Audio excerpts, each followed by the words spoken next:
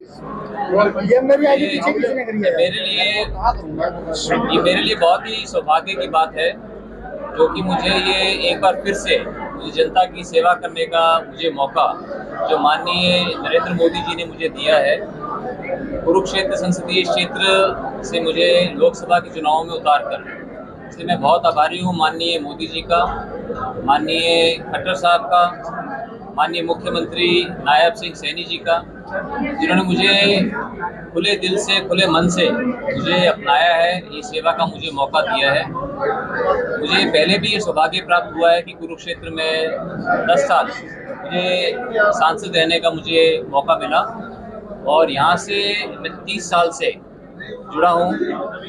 30 साल से यहाँ पे जो कुरुक्षेत्र संसदीय क्षेत्र की जनता से जो रिश्ता है हमारा, एक पारिवारिक रिश्ता है, और मैं समझता हूँ कि आज पूरे देश के अंदर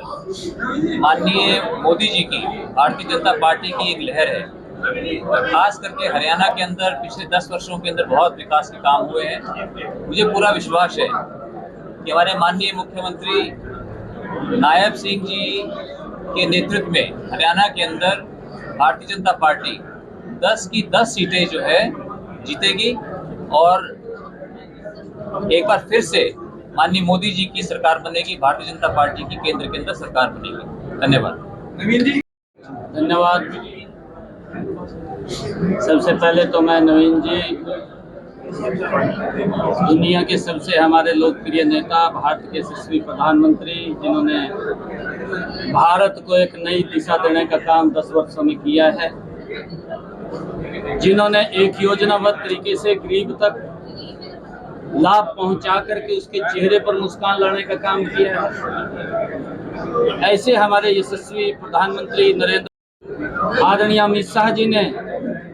और आदरणीय जगत प्रकाश नड्डा जी ने जो कमल का फूल, नवीन जी जो इस क्षेत्र के पहले भी सेवा दे चुके हैं, आज यहाँ दे करके नवीन जिंदल जी को भेजा है, और जो उत्साह आप लोग कार्यकर्ताओं में देख रहे हैं, जो जोश यहाँ की जनता के अंदर देख रहे हैं, आज इस बात के ऊपर मैं ये बात कह सकता हूँ कि नवीन जी यहाँ से देश के अंदर सबसे ज्यादा बहुमत से जीत करके आदरणीय नरेंद्र मोदी जी को तीसरी बार प्रधानमंत्री बनाने में अहम भूमिका कुरुक्षेत्र के लोगों के साथ करेंगे। मैं बधाई देता हूं नवीन जी को, क्योंकि बहुत सारे काम नरेंद्र मोदी की सरकार ने किए, चाहे किसानों तक 6,000 रुपए पहुंचाने की बात है, चाहे किसानों को सुरक्षित करने की बात है प्रधानमंत्री फसल बीमा योजना के माध्यम से, चाहे देश के अंदर नरेंद्र मोदी की सरकार ने 4 करोड़ से ज्यादा आवास गरीब लोगों को बना करके चाबियां सौंपने का लगातार काम कर रहे हैं, चाहे उन बहनों को, माताओं को जिनके घर के अंदर गैस का सिलेंडर कनेक्शन नहीं था, 9.5 करोड़ बहनों के घर के अंदर गैस का कनेक्शन सिलेंडर पहुंचाने की बात है, और चाहे उन माताओं बहनों को जो सूर्य के ढलने का इंतजार करती थी, लगभग 11.5 करोड़ से ज्यादा शौचालय बना करके देने का कार्य किया है, और चाहे मनोहर लाल जी की जो हरियाणा के अंदर नीतियां रही हैं, मनोहर लाल जी ने भी योजनाबद्ध इस डबल इंजन सरकार के अंदर मिलकर के जो काम किए हैं, मुझे खुशी है, मुझे गर्व है इन बातों के ऊपर कि पहले 2014 की से पहले वाली सरकार के अंदर एक बच्चे को नौकरी लेने के लिए दर-दर की ठोकरें खानी पड़ती थी, चक्कर काटने पड़ते थे माँ बाप को, नौकरी नहीं मिलती थी। मनोहर लाल जी ने बिना पर्ची बिना खर्ची के आज गरीब के बच्चे को भी नौकरी देने का काम वो किया है। इससे एक बड़ा लोगों के अंदर एक जो उत्साह और जो जोश है, युवाओं को भी लगने लगा है कि पहले सरकारें बात नहीं सुनती थी, अब हमारी बात को सुनती हैं। ये जोश भी युवाओं के अंदर है, और आदरणीय मनोहर लाल जी ने योजनाबद्ध तरीके से किसानों को सुरक्षित करने का भी काम किया है, उनको प्रधानमंत्री फसल बीमा योजना के माध्यम से लगातार सुरक्षित करने का काम किया है। मुझे ध्यान में है कांग्रेस का अगर 10 साल का शासन देखें, मात्र 5668 करोड़ रुपया किसानों को उनकी फसल खराबे का भेजा। मनोहर लाल जी ने इन 9.5 वर्षों के अंदर हमारी सरकार ने 11 अंदर कहावत है कि हाथी के दांत खाने के और दिखाने के, और ये सेम कहावत ये आम आदमी पार्टी के ऊपर लागू होती है। और उन्होंने जिस प्रकार का मंच से खड़ा होकर के कहा कि हम कट्टर ईमानदार हैं, हमारी पार्टी कट्टर ईमानदार है, आज उसका चेहरा पूरे देश के सामने आया है। आज लोग देख रहे हैं कि जिस प्रकार से बैक पिछले दरवाजे से नीतियां बना करके उसका जो लोगों के संसाधनों के ऊपर किस प्रकार से, और कांग्रेस के बड़े नेता चुनाव लड़ने से मना भी कर रहे हैं अंदर खाते। कहीं ना कहीं उनको हार दिखाई दे रही है और आने वाले समय के अंदर ये डबल इंजन की सरकार मिलकर के फिर देश और प्रदेश को एक विकास की नई ऊंचाइयों के ऊपर पहुंचाने का काम करेगी। और जो विकास की एक गति चली है उस गति को और तेज करने का काम हरियाणा प्रदेश के लोग करेंगे। पार का नारा दिया गया है। सीएम साहब, मेरा सवाल है सिक्योरिटी को लेकर। पूर्व मुख्यमंत्री भूपेंद्र सिंह हुड्डा कह रहे हैं कि सिक्योरिटी को कम किया गया है, जबकि आपकी सिक्योरिटी बढ़ाई गई है, पूर्व सीएम की सिक्योरिटी बढ़ाई गई है, अनिल विज जी की सिक्योरिटी बढ़ाई गई है। इसको लेकर क्या किया? नहीं, देखिए, ऐसा कहीं नहीं है किसी की सिक्योरिटी के साथ। जिसको प्रोटोकॉल के हिसाब से, लॉ के हिसाब से, जहां पर भी जो एक नियम बना हुआ है उस नियम प्रक्रिया के हिसाब से जिस व्यक्ति को जितनी सिक्योरिटी की आवश्यकता है सरकार उतनी सिक्योरिटी उसको उपलब्ध करा रही है। अगर किसी को लगता है कि मुझे कोई किसी प्रकार की दिक्कत, परेशानी या खतरा है तो उसके ऊपर सरकार विचार करती है, किसी को कोई दिक्कत नहीं है। सर, केजरीवाल जेल में है और लगातार आपके जो कार्यकर्ता है प्रदर्शन कर रहे हैं, पीएम हाउस को भी घेरने की कोशिश किया कि एमएसपी बंद हो जाएगा।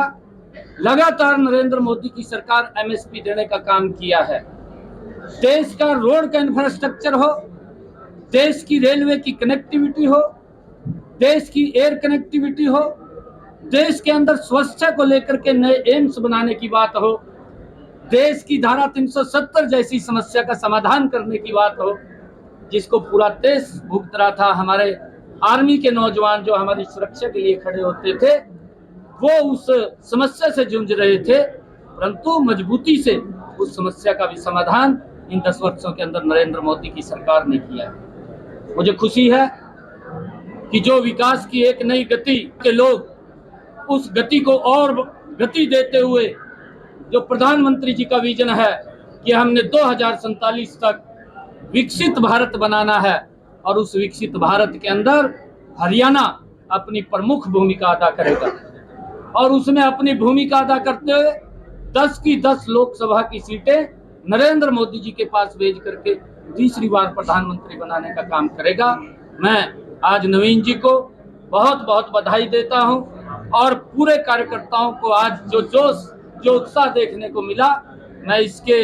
आधार के ऊपर ये बात कह सकता हूं कि यहाँ से नवीन जिंदल जी बड़े मैंडेट के साथ जीत करके नरेंद्र मोदी जी को तीसरी बार प्रधानमंत्री बनाएंगे। सीएम साहब, कांग्रेस ने अभी तक कैंडिडेट नहीं उतारे हैं, बीजेपी ने सभी उतार दिए। लेकिन यही मैं विश्वास दिलाना चाहता हूँ आप लोगों को कि जो आप लोगों की आपके भाई से, बुजुर्गों को, अपने बेटे से, भारतीय जनता पार्टी को जो मेरे से जो उम्मीदें हैं, मैं अपनी पूरी कोशिश करूंगा कि खूब सूझबूझ के साथ, समझ के साथ, ईमानदारी के साथ, मेहनत के साथ, आप सब लोगों के साथ, भारतीय जनता पार्टी के एक एक कार्यकर्ता के साथ कंधे से कंधा मिला करके हम अपने मिशन के अंदर कामयाब हो। सिर्फ जीतना ही हमारा लक्ष्य नहीं है,